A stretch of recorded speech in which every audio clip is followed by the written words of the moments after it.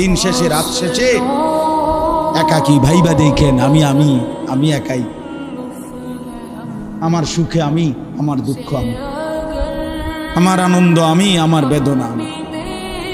ঠিক একদিন কবরে আমি একাই, একদিন হাসরের ময়দানে আমি একাই, একদিন ফুলসিরাতের গোড়ায় আমি একাই, একদিন আমল নামার হিসাব দিতে গিয়ে আমি একাই।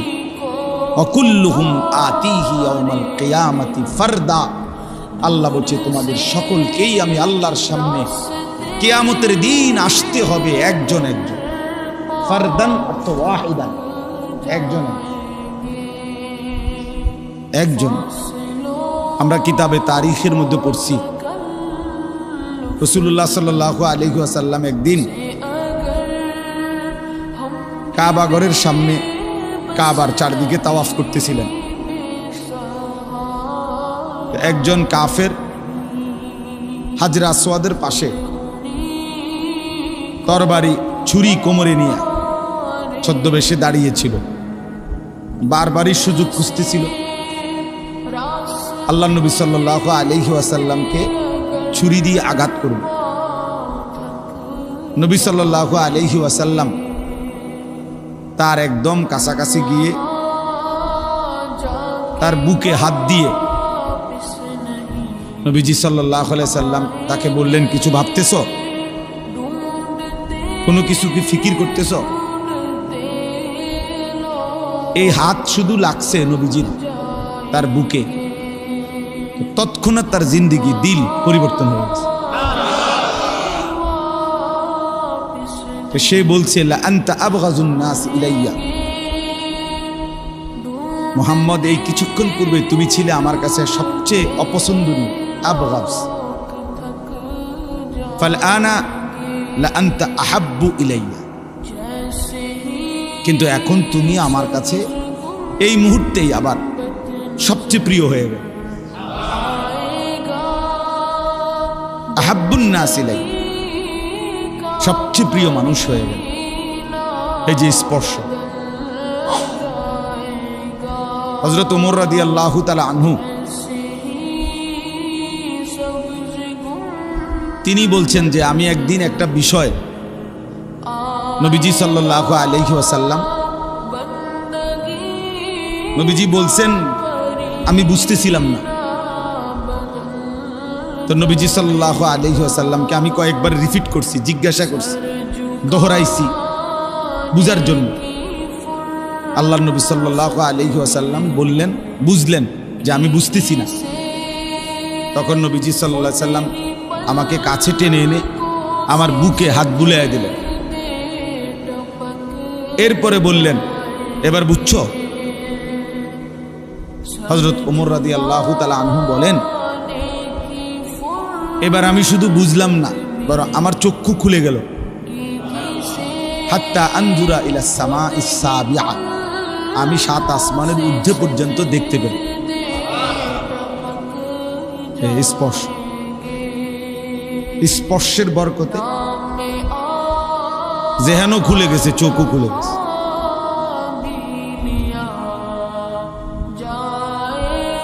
মদিনায় রাসূলুল্লাহ সাল্লাল্লাহু আলাইহি ওয়াসাল্লাম যখন হিজরত করে গেছেন, তখন মদিনার মধ্যে ইহুদিরা থাকত। এই এখন যে ইসরায়েলের ইহুদি, এদের পূর্বপুরুষ।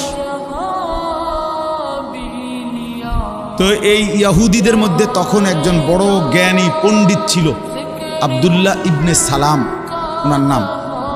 ইহুদি পণ্ডিত, ইহুদিদের ধর্মগুরু, অনেক বেশি জ্ঞানী ছিলেন তিনি। তো তিনি আসছিলেন নবীজি সাল্লাল্লাহু আলাইহি সাল্লামকে পরীক্ষা করতে, বিভিন্ন আসমানি কিতাব পিছনের। এই পণ্ডিত খুব জানতেন, তো উনি এগুলো ভাবছে যে এগুলো বিভিন্ন প্রশ্ন করে তছনছ করে ফেলবে, জিজ্ঞাসা করবে অনেক কিছু। তো এই কথা ভেবে প্রস্তুতি নিয়ে নবীজি সাল্লাল্লাহু আলাইহি ওয়াসাল্লামের সামনে আয়েশা বসছেন। তো আয়েশার প্রথমে নবীজি সাল্লাল্লাহু আলাইহি ওয়াসাল্লামের চেহারা মুবারকের দিকে তাকাইছে, তো নবীজিও ওনার দিকে তাকাইছে। দুইজনের এই 4 চোখ চোখাচোখি হয়েছে। তা আব্দুল্লাহ ইবনে সালাম বলেন, ফানাজারতু ইলাইহি, ওই ইহুদি পণ্ডিত বলতেছেন, আমি মুহাম্মদের দিকে তাকালাম, চেহারার দিকে তাকিয়ে রইলাম। ওয়া তাআম্মালতু, তাকিয়ে ভাবলাম কিছুক্ষণ। ফাআলিমতু আন্নাহু লাইসা বিওয়াজহিন কাযাবিন, আমার দিল সাক্ষী দিয়ে দিল এটা কোনো মিথ্যাবাদীর চেহারা হইতে পারে। ফাআসলামতু, আমি কালেমা পড়ে মুসলমান হই। এই চোখের বড়, নজরের বড়, চোখের দৃষ্টিতে দিল বদলায় গেছে, জিন্দগি বদলায় গেছে। কিসের ইন্টারভিউ আর কিসের প্রশ্ন সব বাদ। এই জন্য আমাদের মাঝ বয়সী মুরব্বীরাও যদি, বয়স্করাও যদি শুক্রবারে জুমার নামাজে ইমাম সাহেব যখন বয়ান করে, ওনাদের দিকে যদি ইমাম সাহেবের দিকে তাকাইয়া শুনতো, অনেক পরিবর্তন হতো। মাত বরে গান নিচের দিকে রাখে, মাত বরে যে 3 ফোলা বিদেশ, মসজিদের টাইলস দিছে উনি, বুঝেন না, 4টা সিলিং ফ্যান দিছে উনি, মসজিদের সেক্রেটারি, উনি মসজিদের কেশিয়ার, সভাপতি, কমিটির সদস্য। এই সমস্ত ইমামের দিকে চাইয়া তাকা ভাই, ওনার কথা মনোযোগ দিয়ে শোনার কি আছে? ইমাম তো আপনার পকেটে, 2-4টা হুজুর তো পকেটেই থাকে, যার কারণে ঘাড় নিচের দিকে নুমাইয়া হয় জিমায়, আর নাই তো অহংকারের কারণে নিচের দিকেই পড়ে থাকে। এই মানুষরা পরিবর্তন হয়, 60 বছর ওই আগের মতো বিরিয়ে খায়, বয়স 60, এখনো চা দোকানে বইয়া টেলিভিশনই দেখে, মহিলার নাচ গানই দেখে, আর আগ করলে গালি দেয়, গালি ছাড়া কথা বলতে পারেন। অসংখ্য বদভ্যাস, 60 বছরও আর ছোট, অথচ এত লম্বা হায়াত পরে এক মুমিন এতদিন হায়াত পাওয়ার পরে এতগুলো গুনাহ তার জীবনে থাকার কথা না। 60 বছরও যদি সময় না হয় গুনাহ ছাড়ার, আর কখন, আর কোন বছর, আর কতদিন, আর কত? 60 বছরও টেলিভিশন ছাড়ার সময় হয় নাই, 60 বছরও নর্তকীর নাচ, নাটক, সিনেমা দেখার অভ্যাস ছেড়ে দেওয়ার টাইম হয় নাই, আর কতদিন? 60 বছরে যে ব্যক্তি এখনো বিড়ি সিগারেট খায়, উনি আজকে কত বছর ধরে খায়? আজ 3 বছর, 3 বছর ধরে, মানে 58, 59, 60, 20 বছর, আজ 40 বছর, 20-এর থেকে 60 কত? 40 বছরও গুনাহ মনে হয় নাই। সুসের বিষয় না, 40 বছরও আপনার মনে পড়ে নাই যে সুদ হারাম, কিস্তি হারাম, নাটক সিনেমা হারাম, তার কখন মনে পড়ে? আলাম ইয়ানি লিল্লাযীনা আমানু আন তাখশা কুলুবুহুম লিযিকরিল্লাহ।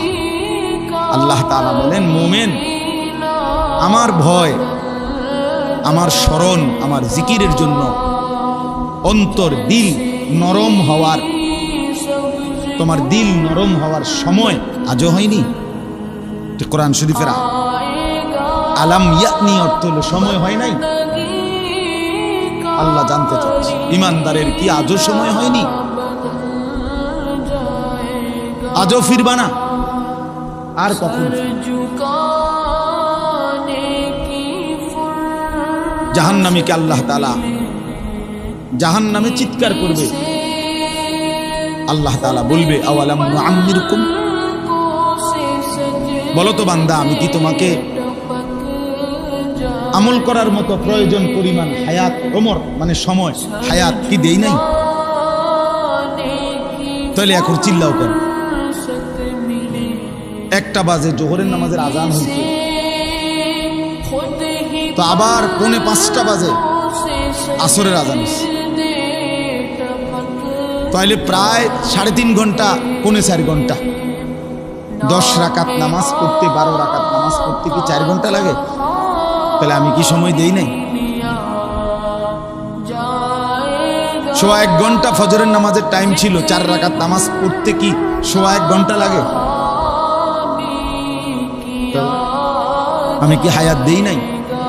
তো এই জন্য বললাম, এই যে কয়জন মাঝ বয়সী লোক আছে আপনারা ওই অভ্যাস করা দরকার। জুমার নামাজে ইমাম সাহেবের বয়ান চোখের দিকে তাকায়া শুনবেন, মনোযোগ দিয়ে শুনবেন। সব হুজুর রে সবাই চিনতে হইব এটা জরুরি না, সব হুজুর বক্তা হইতে হইব এটা জরুরি, সব হুজুর সারা বাংলাদেশ পরিচিত হইতে হইব এটা জরুরি, সব হুজুরের শ্রোতা সমান হইতে হবে এটাও জরুরি না। এটা কোরআন সুন্নাহ বলে না যে 500 লোক কমের 500 চাইতে কম লোক হইলে এই হুজুর ব্যর্থ বা এই হুজুর ওয়াজ হইল না, এটা কোনো কথা। সবাই চিনলে সফল, সবাই না চিনলে ব্যর্থ, এমন কথা কোরআন সুন্নাতে নাই। বুঝেন নাই কথাটা? এমন কথা নাই। 1,24,000 যদি নবী রাসূল হয়, যে বর্ণনা আছে পৃথিবীর কোন কিতাবের মধ্যে 1000 নবী রাসূলের নাম নেই, 500 নবী রাসূলের নাম পৃথিবীর কোথাও নেই। কোরআন শরীফে শুধু 25 জন নবী রাসূলের নাম আছে। কয়জন? ওর নবী রাসূল কি 25 জন? তো বাকিদের নাম যে নাই, ওনারা ব্যর্থ।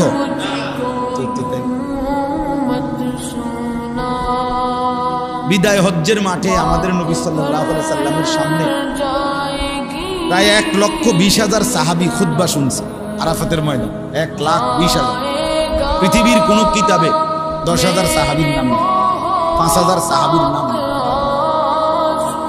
নাম নাই কোথাও। 313 জন বদরি সাহাবীর নাম একসাথে আছে, আর আরো কিছু আছে। তা তাইলে এই লক্ষের চাইতে বেশি সাহাবীদের নাম যে কেউ জানে না, তো কি ওনারা ব্যর্থ? পুরা কোরআন শরীফে মাত্র একজন সাহাবী কয়জন? তো এই সাহাবী তো একজনই, তো বাকিদের নাম নাই, আর কারো নাম নেই। আবু বকর, ওমর, ওসমান, আলী,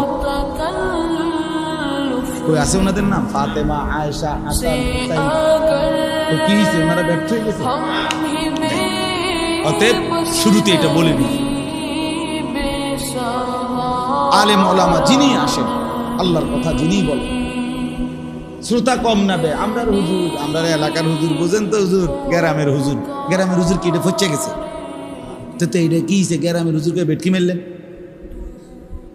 এবার আর জানে কিটা করবো কি, তো এবার এখন কিছু কইতে না। এই আকামরা হুজুর দেখছেন কেন? কথা বলেন না, এরম অযোগ্য লোকরা ইমাম বানাইলেন কেন? আর যদি বলে না হুজুর আমরা হুজুরও আলেম, তো আবার শুনবেন না কেন? বুঝেন নাই কথা? অযোগ্য হলে রাখবেন কেন? যোগ্য হলে শুনবেন না কেন? অযোগ্য হলে বদলান, যোগ্য ইমাম রাখেন। একটি মহল্লার 2,000 মানুষ, 4,000 মানুষ মিলে 8,000 টাকা বেতন ঠিক মতো মিলে না, কিন্তু সেই মসজিদের টাইলসের কোনো কাম বাকি থাকে। টাইলস লাগাইতে লাগাইতে টয়লেট, বাথরুম সব শেষ হইয়া, আর সভাপতি সেক্রেটারি শরীরটা যদি টাইলস বানাইতে, বুঝেন নাই? তাইলেও টাকা থাকতে যাবে। টাকা ঠিকই আছে, গ্রিলের টাকা আছে, ফ্যানের টাকা আছে, টাইলসের টাকা আছে, শুধু ইমাম সাহেবের টাকা নেই, মুয়াজ্জিন সাহেবের টাকা। মুয়াজ্জিন তো নাই। 80% মসজিদ এমন যে এই মুয়াজ্জিন যে একটা ইবাদত, আজান, এটার কিছুই মনে করে বুড়া অসল। আচ্ছা 200 বছর ধরে আজান দেয় করে, এরকম একজন বুড়ারে দিয়ে দিছে। তাই হুজুর আজান কদ্দুর কোনে না, এটা আজান কদ্দুর, এটা খামখেয়ালি। তো আপনি তো এটা খামখেয়ালি মনে করবেন। এবার আজান হয় না, উনি আজানটা শুদ্ধ করে বলতেই পারেন, উনি বুড়া মিয়ার দিয়ে দিত 75 বছর বয়স ছিল বুড়া মিয়া আজান দেয় তারপরে আউশ করছে হুজুর নালে রাগ হয় তো অশুদ্ধ হয় হেটা না কইবেন মিয়া রাগ হয় কি কারণ যদি শুদ্ধ হয় তাহলে তো আপত্তি নাই কথা বুঝেন নাই তাইলে মুয়াজ্জিন রাসূলুল্লাহ সাল্লাল্লাহু আলাইহি সাল্লামের জামানায় সাহাবায়ে কেরাম সকলেই আজান দিতে পারতেন কিনা সাহাবায়ে কেরাম সকলেই শতভাগ 5 ওয়াক্ত নামাজ জামাতে পড়তেন কিনা তাইলে বেলালকে আলাদা নির্ধারণ করার কি দরকার ছিল একজন আজান দিলেই তো একজন কি 30 জন একলগে দিতে গেলে তো সমস্যা নেই এমন তো না যে ওনাগর লোকের কম পড়ে যাবে তো সবাই নামাজ পড়তেন সকলেই জামাত পড়তেন তো এরপরও আলাদা মুয়াজ্জিন নির্ধারণ করছে কিনা বলেন